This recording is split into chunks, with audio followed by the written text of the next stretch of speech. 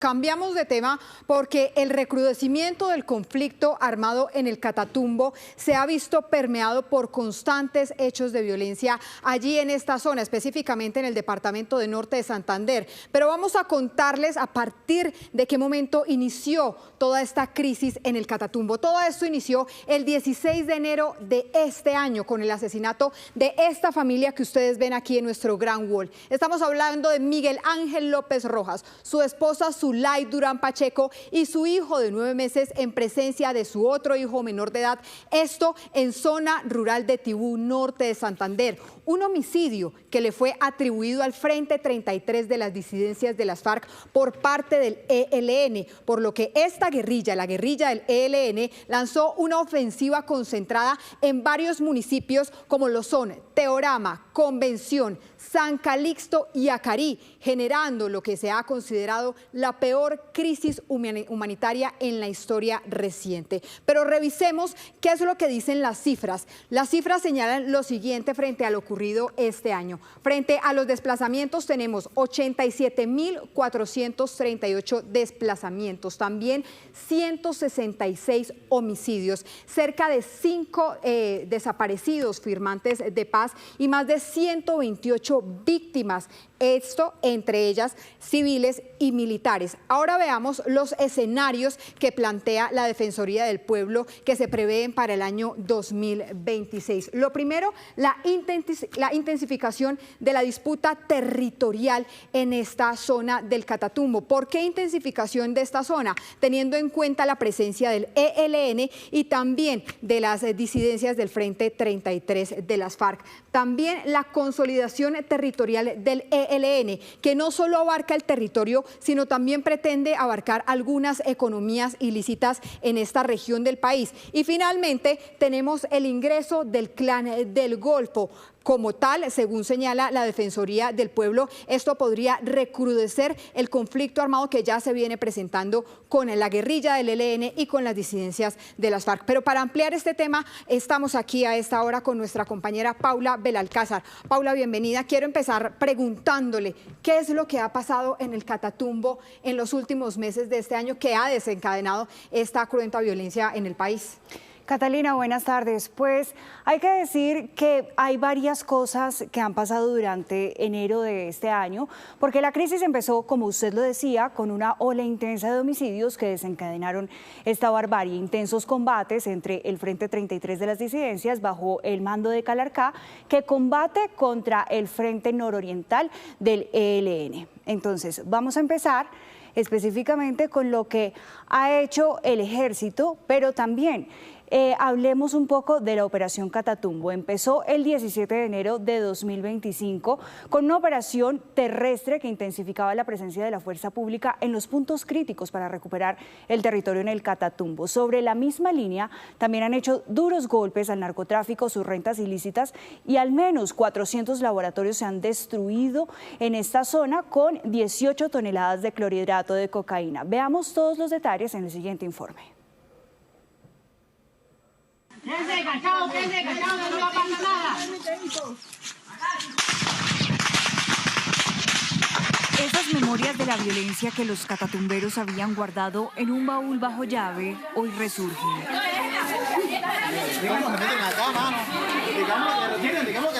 Más de 500 personas tuvieron que empacar deprisa y en improvisadas maletas lo poco que encontraron porque quedaron de nuevo en medio del fuego cruzado.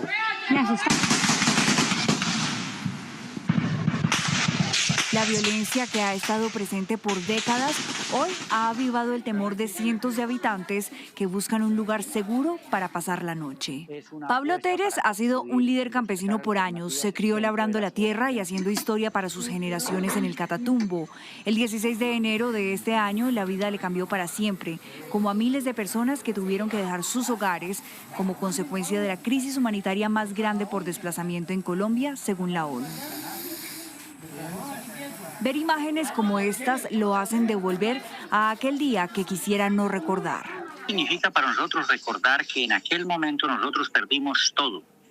Perdimos nuestras casas, perdimos todos los bienes que teníamos, la tierrita, los animales, los transportes, todo lo perdimos, absolutamente todo. pero que mucha gente que incluso no se ha movilizado porque en esos sectores no haya llegado todavía la violencia, hoy en día van a sufrir las mismas consecuencias que nosotros sufrimos. Sus ganas de salir adelante fueron más fuertes que el dolor y la incertidumbre. Acompañado de otros líderes, crearon un refugio para más de 120 personas, en donde no han escuchado una sola ráfaga de fusil desde hace varios meses. Sin embargo, cuestiona la labor de las autoridades. Nosotros tenemos que decir claramente que nosotros incluso aquí han llegado las instituciones, pero se traen la mera carreta y dejan el resto de herramientas. No llega sino meramente carreta y carreta y carreta. Entonces, de esta manera nosotros aquí nos ha tocado ingenuárnosla porque estamos produciendo animales, estamos produciendo marranos, pescado. Pero no todos han tenido la misma suerte. Hay quienes salieron de sus casas y nunca pudieron volver, y también quienes tuvieron que regresar para empezar de cero en medio del miedo. Esta época de Navidad, que debería ser de felicidad, se ha nublado por la violencia. Se siente la no presencia de ciertas instituciones o a veces del mismo Estado, ¿sí? Porque pues se hacen muchas promesas y el Estado en su perfección ha generado una cantidad de mecanismos para hacer que las cosas lleguen. Claro, la gente empieza a veces a sentirse sola por esa situación. Para los expertos, pese a los esfuerzos de las autoridades para intentar mitigar esta intensa ola de violencia, no han sido suficientes. En el corregimiento de La Gabarra se concentra el enclave cocalero más grande de todo el departamento. Norte de Santander produce actualmente el 17% del total de la coca de todo el país. Esta nueva crisis que se desata en el Catatumbo lo que demuestra pues es la falta de tracción y la falta de resultados que tuvo la respuesta que desde hace más de un año ha venido dando el gobierno nacional. En medio de una operación militar y una estrategia humanitaria, aún las autoridades mantienen la ofensiva. En este momento el ELN es la autoridad fronteriza y migratoria en esta región del país. Además de eso, logró algo que no había logrado en los últimos 20 años, que era conectar el Catatumbo con el sur de Bolívar, a través del municipio de Río de Oro, en el Cesar. El ELN conectó un importante corredor para transportar cocaína en el norte del país, que atraviesa puntos estratégicos como La Gabarra y las zonas en las que se asientan comunidades indígenas que hoy se encuentran también bajo el yugo de la violencia. Muy bien, Paula, ahora teniendo en cuenta este panorama, cuéntenos qué zonas están priorizadas para la ofensiva. Bueno, aquí en esta pantalla vemos 7 puntos que son críticos en este momento para las autoridades. El primero de ellos es Cibú, que es la zona más afectada por el enfrentamiento armado. Luego vemos el Tarra, en donde hay confinamiento constante de las comunidades y alta presencia de vías minadas. Acari es usual la movilidad restringida con retenes ilegales, y en Teorama es un foco especialmente para el desplazamiento de las comunidades por parte de los grupos armados.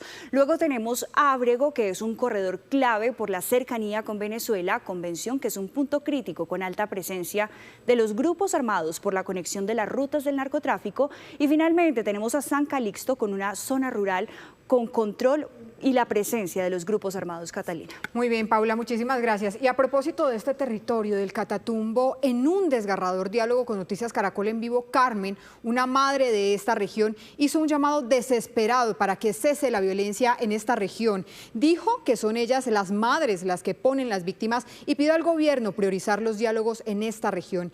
Este es parte de su duro testimonio. Aquí no hay otra manera de buscar la paz si no es por los diálogos, porque los que estamos perdiendo la vida, los que estamos poniendo los muertos somos las madres. Son ustedes. Carmen, y lo peor es en esta época, en pleno diciembre, ¿no? En pleno diciembre es un dolor muy grande que tenemos porque son muchos nuestros hijos que están allí todavía en cautiverio y que no han llegado a casa. El dolor de las madres es un dolor tan grande porque nosotras esperábamos que el 24 hicieran liberación el ELN de algunos de los jóvenes que tiene en poder de ellos, para que sus mamás, algunas hacen parte de madres, pudieran compartir esa cena navideña con sus hijos. Y a nosotros nos duele toda esta situación porque por más que como madres, porque somos sus mamás, A ellos los parimos, los vientres colombianos y sobre todo los vientres catatumberos, y nos duele ver cómo se están matando esos videos, cómo se disparan, cómo se complacen con grabar el dolor de las madres, porque las madres conocen la voz de sus hijos y saben que en cualquier momento sus hijos van a morir en esos enfrentamientos, y para nosotras pues es un dolor muy grande. Si como madres esa voz,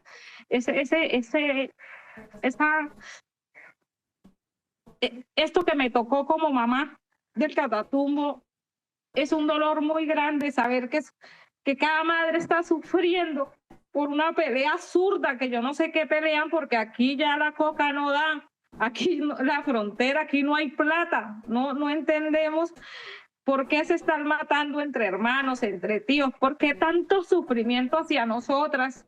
Es que parece que fuera una condena ser madres en el Catatumbo, y eso les hemos gritado, de mil maneras hemos levantado la voz para que se busque, y hemos llamado de corazón al gobierno nacional, al señor Petro, que se busque una solución para que se pare esto, porque las únicas que estamos poniendo aquí los muertos somos nosotras.